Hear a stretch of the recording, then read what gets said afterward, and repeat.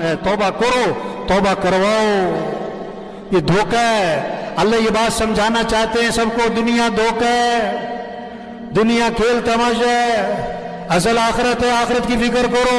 اللہ آخرت کی سختیوں سے بچانے کے لیے دنیا کی سختی لا رہے ہیں تاکہ رجوع ہو جائے اللہ کی طرف، تاکہ توبہ کر لیں، زندگی بدل لیں، زندگی بدل لیں، زندگی بدل لیں۔ اس لیے میرے بھائیوں سب نیت کرو کہ اپنے آپ کو بدلنا ہے انشاءاللہ۔ کس کو بدلنا ہے؟ ہوش میں آئے۔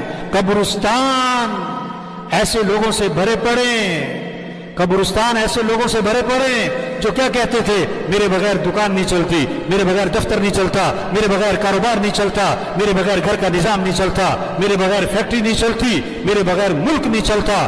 ایسے لوگوں سے قبرستان بھرے پڑے۔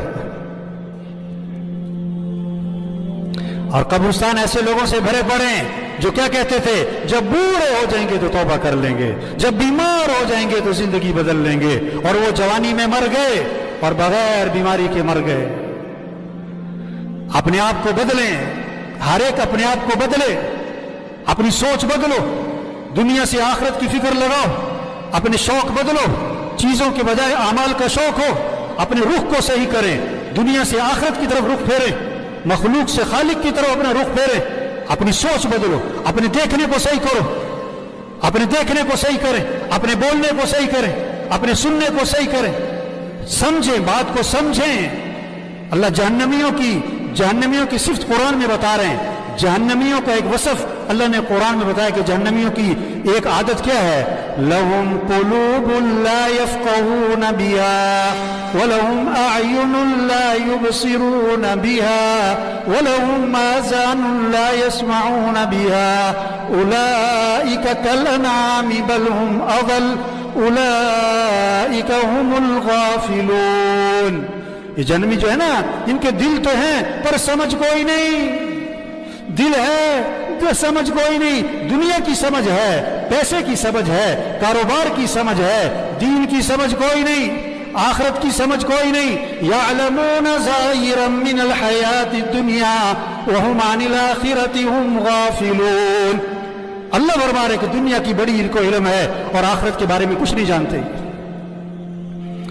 تو جہنمیوں کے وصف بتایا کہ ان کا دل ہے پر سمجھ کوئی نہیں، دین کی سمجھ نہیں، قرآن کی سمجھ نہیں، اعمال کی کوئی سمجھ نہیں، گناہوں کا کیا نقصان ہے کوئی پتہ نہیں، نیکی کے کیا فائدے ہیں اس کا کوئی پتہ نہیں۔ وَلَهُمْ أَعْيُنٌ لَا يُبْصِرُونَ بِهَا، ان کی آنکھیں تو ہیں پر یہ عبرت کی نگاہ سے نہیں دیکھتے، عبرت نہیں حاصل کرتے۔ وَلَهُمْ آذَانٌ لَا يَسْمَعُونَ بِهَا، ان کے کان تو ہیں پر یہ حق بات کو توجہ سے سنتے نہیں، حق بات کو، خیر کی بات کو، اچھی بات کو، قرآن حدیث کی بات کو توجہ سے سنتے نہیں، عمل کی نیت سے سنتے نہیں، عمل کی نیت سے سنتے نہیں۔ یہ ایک بیان ہے ہفتے میں عوام کے لیے جمعے کا۔ اکثریت کب آتی ہے؟ اکثریت کب آتی ہے جو جمعہ پڑھتی؟ جب بیان کیا ہو رہا ہو۔ یہ اکثریت کس چیز کا انتظار کر رہی ہوتی ہے؟ بیان شروع ہونے کا کہ ختم ہونے کا؟ کب جانا ہے مسجد میں؟ جب حق بات سننے کے لیے تیار نہیں۔ اولئک کالانعام بل ہم اضل، جو دین کی جن کو سمجھ نہیں، جو جن کی نگاہ عبرت والی نہیں، جو حق بات کو توجہ سے سنتے نہیں، اللہ فرما رہے ہیں یہ جانور ہیں، جانور ہیں، جانور ہیں۔ نہیں، جانوروں سے بھی بدتر ہے۔ جانور تو مکلف ہی نہیں تھا، اس کے لیے کوئی جنت جہنم نہیں ہے، یہ تو مکلف تھا اور پھر بھی اس نے بات کو نہ سمجھا۔ اولئک هم الغافلون، یہ جہنمی کون؟ غافل، اللہ سے غافل، آخرت سے غافل، موت سے غافل، اعمال سے غافل، قرآن سے غافل، ذکر سے غافل، دعا سے غافل، یہ غفلت والی زندگی گزار رہا ہے۔ تو اس وبا کے ذریعے اللہ چاہتے ہیں بندہ غفلت سے نکلے، غفلت سے۔ دین آئے گا حضرت محمد صلی اللہ علیہ وسلم والی محنت سے، اور اس محنت کی ذمہ داری کس پر ہے؟ کس پر ہے بھائی؟ بہت سارے کہتے ہیں انہیں لے جاؤ یہ فارغ ہے۔ کیا مطلب؟ یہ فارغ لوگوں کا کام کہ بات تو آپ کی ٹھیک ہے، میں مصروف آدمی، کہ بات تو آپ کی ٹھیک ہے، میں تو ابھی نیا ہوں، میں تو بڑا، میری تو دکان ہے نا جی، آپ کو پتہ ہے نا جی۔ او بھائی یہ کام ہے۔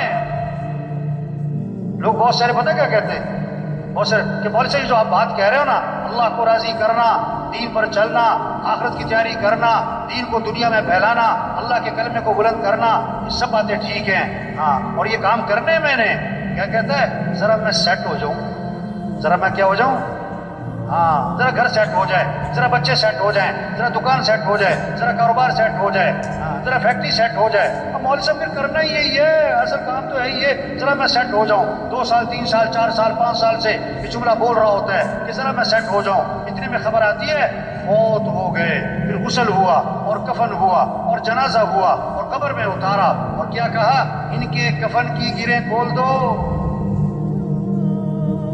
اور ان کا چہرہ قبلے کی طرف پھیر دو۔ پھر اوپر سے آواز آتی ہے، ہاں ہاں یہ سیٹ ہو گئے، ان پر مٹی ڈال دو۔ 2 سال 4 سال سے کہہ رہا تھا ذرا میں سیٹ ہو جاؤں، تو کہاں جا کے سیٹ ہوا؟ قبر میں۔ ایسا سیٹ ہوا کہ مٹی ڈال دی۔ کس نے؟ بچوں نے۔ وہ بچوں کو سیٹ کر رہا تھا، بچوں نے باپ کو سیٹ کر دیا۔ اپنے ہاتھ بھی قبر میں جھاڑے، تیرا نوکر اپنا ہاتھ تیری قبر میں جھاڑے گا۔ اور بھائیو دنیا دھوکہ ہے، ہمارا اصل کام ہے اللہ کے دین کو دنیا میں پھیلانا۔ بھائی یہ 2.5 گھنٹے، بھائی یہ روزہ، چلو بھائی یہ تو قریب کرنے کے لیے ہے، یہ تھوڑا کہ چھٹی، اجتماع میں آئے چھٹی، اجتماع ختم چھٹی۔ میں نے ایک ساتھی سے پوچھا رائے کے اجتماع کے بعد کہ ماشاءاللہ آپ 3 دن یہاں رہے، بیان سنے، مذاکرے سنے، بہت ساری باتیں سنی، اب آپ واپس جا کے کیا کرو گے؟ واپس جا کے کیا کرو گے؟ کیا بات کی اس نے؟ کہنے لگا مولوی صاحب اگلے سال اجتماع پہ بھی رہوں گا، اگلے سال اجتماع پہ۔ یہ جیسے جمعہ پارٹی، ایک جمعہ پارٹی ہوتی ہے نا ہر مسجد میں، جمعہ پارٹی جو جمعہ پڑھ کے جا رہی ہوتی ہے، کس نیت سے؟ دوبارہ کب آنا ہے مسجد میں؟ اگلے جمعے۔ ان کی نیت ہی نہیں ہے سر پڑھنی۔ یہ بہت ساری اجتماع میں کیا ہے؟ اجتماع پارٹی۔ اب اجتماع میں آئے تو دوبارہ کب آئیں گے؟ اجتماع کب ہوگا مولوی صاحب؟ اجتماع کب ہوگا؟ اجتماع کب؟ وہ بھائی کام کہہ رہے ہیں، کام ہے، یہ چھوٹی سی زندگی ہے، اللہ نے بہت بڑا کام دیا، پورا دین پوری دنیا میں زندہ ہو۔ قرآن حفظ کرنے کی نیت سے شروع کیا، ابھی آدھا سپارہ بھی حفظ نہیں ہوا، موت آ گئی۔ اللہ قیامت کے دن، اللہ قیامت کے دن اس کو حافظوں میں اٹھائیں گے۔ حج کی نیت سے چلا، ابھی راستے میں تھا کہ موت آ گئی، اللہ قیامت کے دن اس کو حاجیوں میں اٹھائیں گے۔ یہ سارا مجمع نیت کر لے بھائی، پوری دنیا میں پورے دین کو زندہ کرنا ہے انشاءاللہ، اپنی صلاحیتیں دین کے پھیلانے پر لگانی ہے انشاءاللہ۔ دیکھو 3 طرح سے کام چلتے ہیں، کتنی طرح سے بھائی؟ زور، طاقت، زر، پیسہ، زاری، منت، خوشامد۔ تبلیغ کا کام نہ زور سے چلتا ہے نہ زر سے چلتا ہے، کس سے چلتا ہے بھائی؟ زاری، دن میں لوگوں کی منت خوشامد، اور رات کو کس کی بھائی؟ یہ مجمع بہت قیمتی مجمع ہے، ہاں بڑا اہم مجمع ہے، ہر طبقے کے لوگ۔ اور سچی بات ہے یہ مجمع خود نہیں آیا، کون لایا ہے؟ یہ بہت بڑی نعمت ہے، اللہ کی بات کو بولنا، سننا، اس ماحول میں آنا، یہ نعمت ہے، نعمت ہے، نعمت ہے۔ اس کی قدر کیا ہے؟ یہ جو بات کہی جا رہی اس کو کرو بھائی، یہ جو سنی جا رہی اس کو کرو بھائی۔ یہ کہنا سننا کرنے کے لیے، صرف کہنا سننا برائے کہنا سننا نہیں۔ ہمارے ضلع حاجی مشتاق صاحب رائے میرا ترجمہ تھا، عربوں میں بیان فرما رہے تھے، وہاں لگے آج تبلیغ میں کیا ہوا، کہنے والا کہہ کے فارغ، سننے والا سن کے فارغ۔ اس پر مثال دی انہوں نے کہ بیوی جو ہے اپنے خاوند سے کہہ رہی، صبح جب جا رہا تھا وہ دکان اپنے کام پہ، کہ بھائی چینی ختم ہو گئی، چینی لانی ہے، بہت اچھا۔ آٹا بھی ختم ہو گیا، آٹا بھی لانا ہے، بہت اچھا۔ چائے بھی ختم ہو گئی، چاول بھی ختم ہو گئے، بہت اچھا۔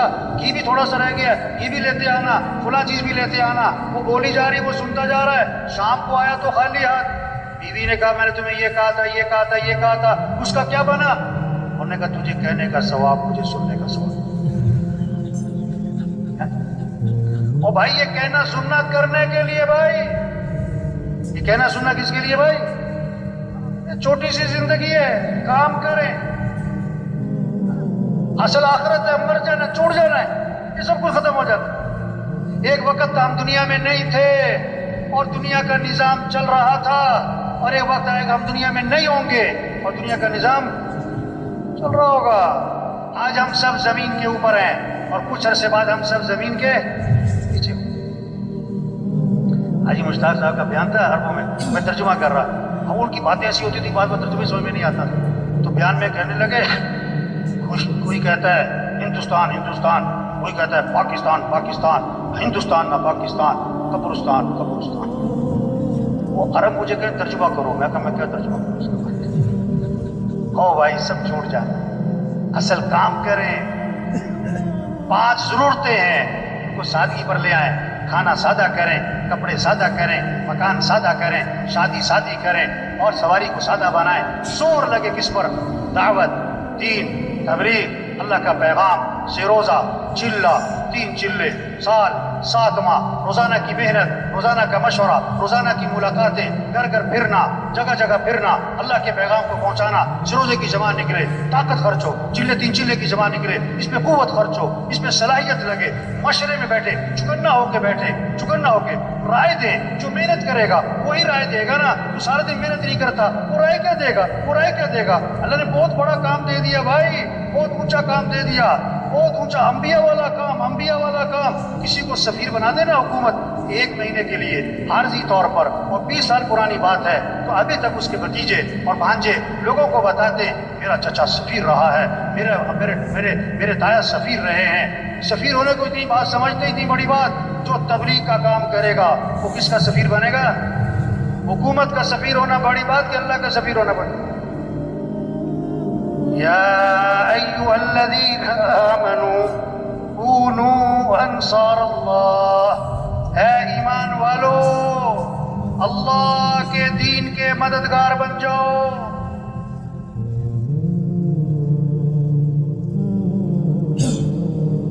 اے ایمان والو اللہ کے دین کے مددگار بن جاؤ. اللہ کسی کے محتاج نہیں, اللہ کا دین کسی کا محتاج نہیں. جو دین کا کام کرے گا دین بھی چمکے گا, وہ خود چمکے گا.